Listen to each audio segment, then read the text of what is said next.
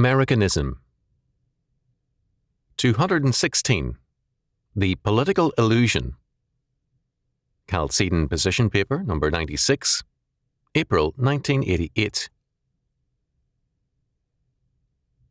It would be absurd to deny the importance of politics, but it is also very dangerous to overrate it.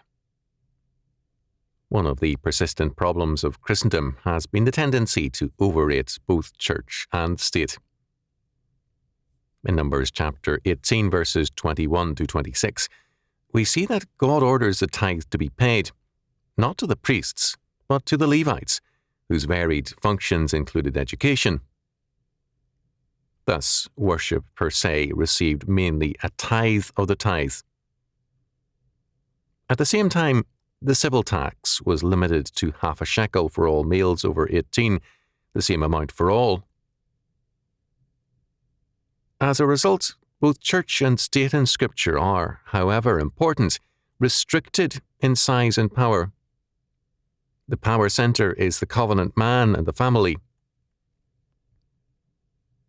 Michael Kamen in A Machine That Would Go of Itself, The Constitution in American Culture, 1986, has shown how modern men since Newton have seen their hope and salvation in machines.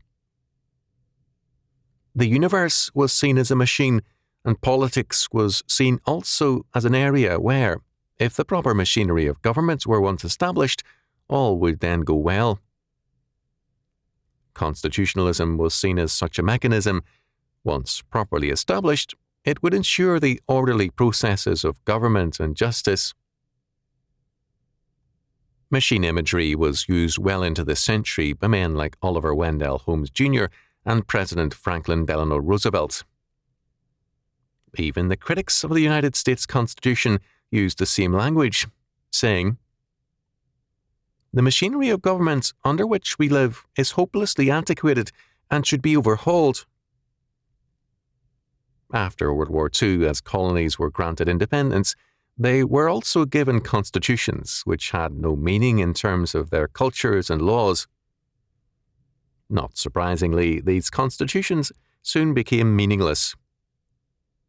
Contrary to Western expectations, constitutions guaranteed nothing when the culture of a people was unrelated to the paper rules. In the 1930s, the New Dealers added a biological character to the, quote, mechanism, end quote, of the Constitution. After Darwin, they held that constitutions have also an organic character and thus must evolve into more advanced forms. This mechanistic and sometimes biological theory of law and constitutionalism was the first and major form of American, and often European, faith concerning political order. The second, stemming from Jean-Jacques Rousseau, held to a belief in the will of the people as embodied in the general will. Philip S. Paludan, in A Covenant with Death, the Constitution, Law and Equality in the Civil War Era, 1975, has shown how the popular will came to outweigh law in many minds. Davy Crockett claimed that the heart of the common man was at least the equal of books and the learning of judges.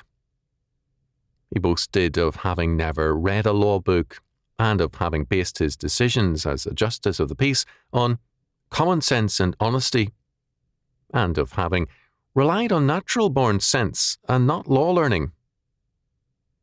Thus, the certainty of the mechanism of the Constitution was giving way for many to the natural goodness of man's will.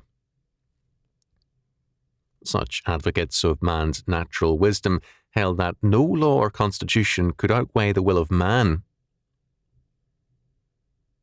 Many, of course, tried to combine the idea of constitutions and laws as a mechanism of justice and government with the idea of supremacy of the popular will, the majority, or the democratic consensus. As a result of this union of the two ideas, it became commonplace to use the word democracy instead of republic in describing the United States.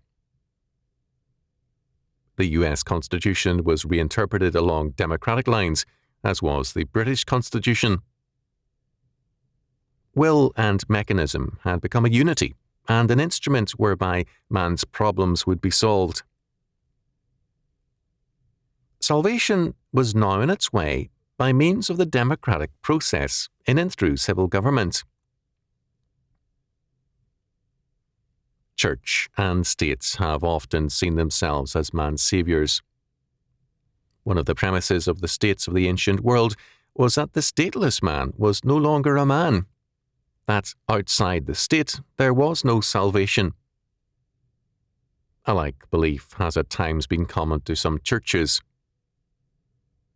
The biblical faith, of course, is that there is no salvation outside of Christ. Peter declares, "Neither is there salvation in any other, for there is none other name under heaven given among men whereby we must be saved." Acts chapter 4, verse 12. Our Lord says plainly, "I am the way, the truth, and the life. No man cometh unto the Father but by me." John chapter 14, verse 6.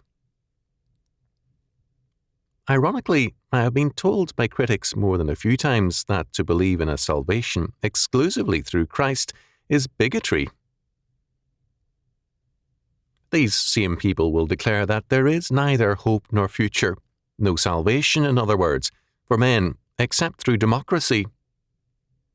This is more than bigotry. It is Pharisaic stupidity.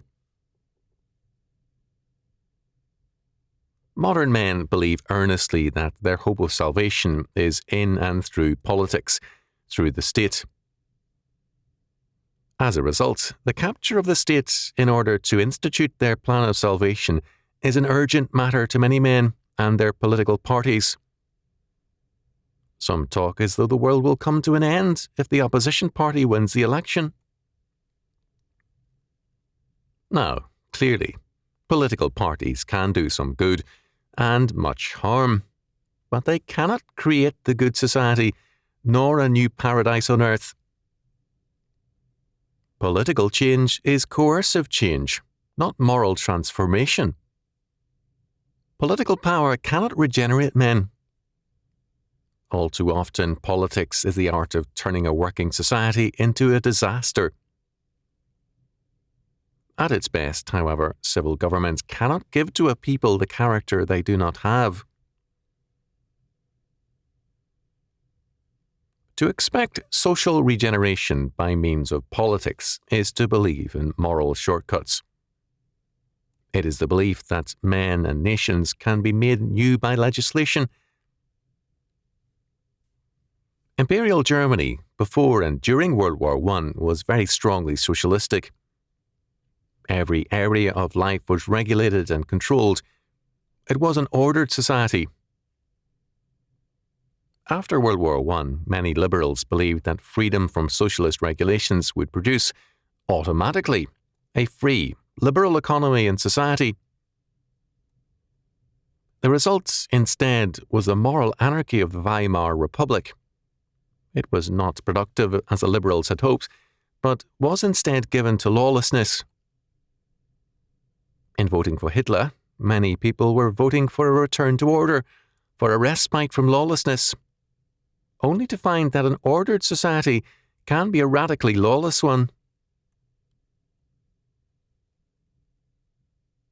Only a moral society can be a truly orderly one, and a moral society requires a regenerate people.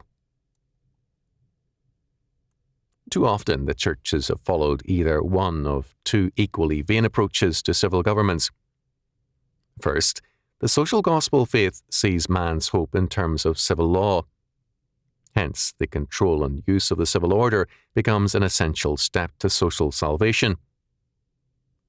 Instead of a personal moral commitment to charity and social responsibility, the social gospel churches substantiated political commitments.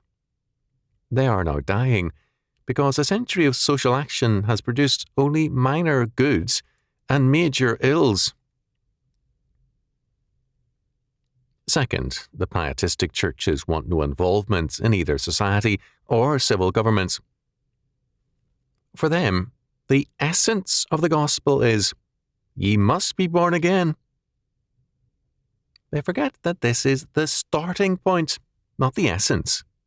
For our Lord declares, but seek ye first the kingdom of God and his righteousness, or justice.